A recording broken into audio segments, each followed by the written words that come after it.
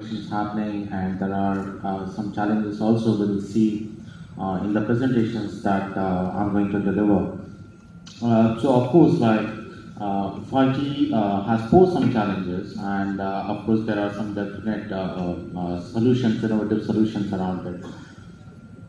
So in the long term, as we all know that initially in the network, it is going to be a non-standalone network which will be deployed.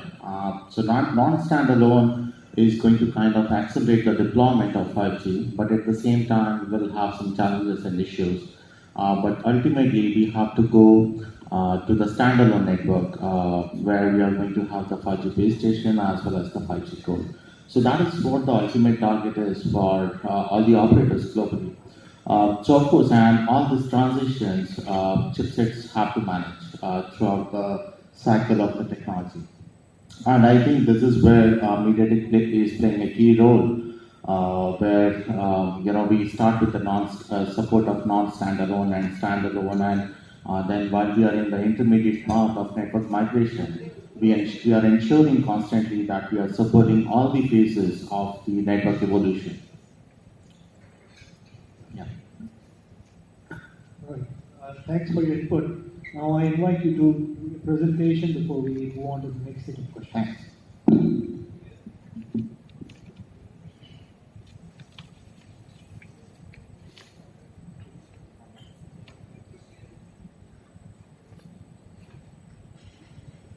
All right, so a very good afternoon, everyone, and glad to be part of this forum, and extremely happy to have you all here. The intent of this presentation is basically to have an overall understanding of how the 5G deployment is going to unfold. We are also going to talk about some of the issues and challenges that we may face while we deploy 5G, how to address those challenges, and how to overcome those challenges. I hope by end of this presentation we'll have a broader understanding of, which will help establishing us a broader understanding of how the 5G networks will be deployed. Quickly, if we go back to the cellular technologies timeline, and if we revisit the year 99 when the WCDMA spec was frozen, it took almost a couple of years for the first commercial network to come up, and then 7 long years for the first smartphone to come up. So basically, the data speeds offered by WCDMA kind of delayed the smartphone introduction, and it was delayed until HSDK was introduced and released fast. But we saw a big leap between 3G and 4G. In 4G, the first commercial network came within 6 months after the standardization was done, and just 1 quick year for the first smartphone to come out, right? So what changed the game in 4G? So basically there were 2 key factors. One was the availability of the smartphones, and secondly, the data speeds offered by the technology was very lucrative at that point of time. Now, moving to 5G, as we all know that 5G is seeing unprecedented growth and development and innovation, and that's the reason we are seeing that the first commercial network came up within just 6 months after the spec was frozen, and just 6 months after the network deployment, we saw the first smartphone. So 5G is considered to be the most accelerated technology so far in the history of cellular technologies, which is minimizing the gap of the standardization and the commercialization of the network. Now let's have a look at how the overall 5G systems have evolved, and when exactly the 5G is going to get introduced, right?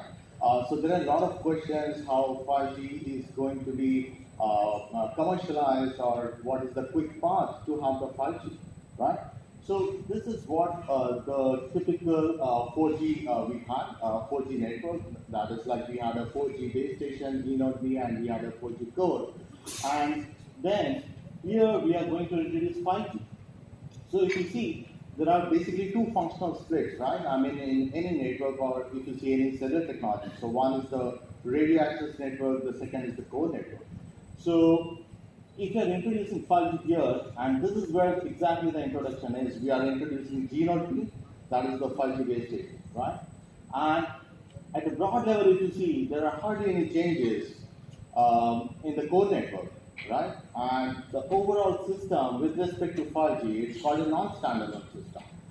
Why non-standalone? Because the 5G system is not self-sufficient, right? And it needs someone to anchor at the core network and also at the UE side, right? So that's the reason it is called a non-standalone option.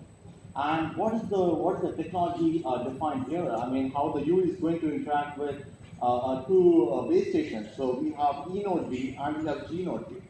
So the UE is going to interact with both base stations, that is 4G and 5G, simultaneously at the same time. And this concept is called dual connectivity, right? Now, what is the ultimate path for 5G? So this is going to be an intermediate path, but why this was defined, first of all, in the standards or in the networks?